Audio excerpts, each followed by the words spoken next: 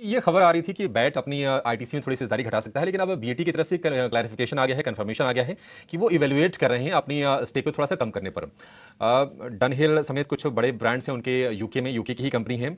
और अगर हम बात करें तो 16,000 करोड़ से लेकर 25,000 करोड़ रुपए के आसपास की हिस्सेदारी बेच सकती है बीएटी। अभी आईटीसी में इनका जो स्टेक है 29% के आसपास का है। अगर इनको वीटो राइट्स रखना है, जो कि वो कंपनी चाहती है बनाए रखना, तो 25% का स्टेक रखना पड़ेगा कंपनी में। यानी कि 4% के आसपास का स्टेक को बीएटी यानी कि ब्रिटिश अमेरिकन टोबैको आईटीसी में ऑफलोड कर सकती है। इसके लिए बैंक ऑफ अमेरिका और सिटी ग्रुप के साथ बीएटी की बातचीत चल रही है। और आमतौर पर इस तरह के जो ब्लॉक ट्रेड्स आते हैं थोड़े से डिस्काउंट्स पर ही आते हैं, तो देखना होगा कि किस भाव पर ये लेके आते हैं। वैसे चर्चाएं ये चल रही थी कि इस हफ्ते ही ये ब्लॉक ट्रेड आ सकता है बीएटी की तरफ से आईटीसी ने। आपको बता दें कि पिछले महीने भी बीएटी ने अपनी एनालिस्ट कॉल में आईटीसी में हिस्सेदारी घटाने की बातचीत की थी। और 2024 में अब तक आईटीसी के शेयर में 2 साल चलने के बाद इस साल अब तक 11% के आसपास की गिरावट आई है।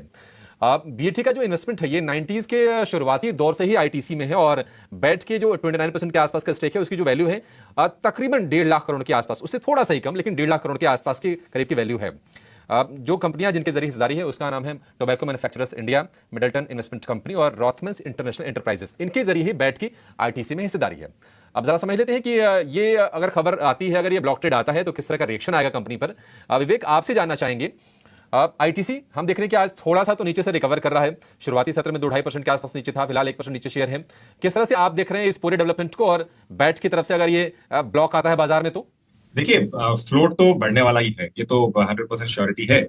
और ओवरऑल अगर आप वैल्यूएशन वाइज भी देखो तो आईटीसी एक फेयर वैल्यूएशन पे चल रहा है, तो मुझे नहीं लगता है कि डाउन साइड यहाँ से बहुत बड़ा आने वाला है। और इसके मतलब ब्लॉक को खरीदने वाले भी काफी आपको इन्वेस्टर्स मिल जाएंगे, ये मुझे लग रहा है। अगर कोई भी रूप में अगर 380 या 390 आईटीसी जाता है तो यहाँ पे आपको दिखेगा कि काफी म्यूचुअल फंड्स भी इंटरेस्ट दिखाएंगे। अब देखिए, ये जो स्टेक सेल है ये बड़ा प्रॉब्लम नहीं है। अब प्रॉब्लम आईटीसी के लिए ये है कि वैल्यू अनलॉकिंग कैसे करें। अगर वैल्यू अनलॉकिंग आगे चल के होती है कोई भी हद से, तो मुझे लगता है कि आईटीसी यहाँ से वापस अच्छा कर सकता है। तो आपको मतलब इसमें समय देना पड़ेगा, पहली चीज।